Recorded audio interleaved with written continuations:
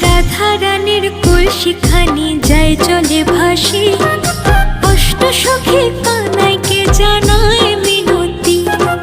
কানাই বলে কলসি আমি এনে দিতে পারি, রাই সখীদের পার করিতে লাগবে পারের করি, রাই সখীদের পার করিতে লাগবে পারের করি।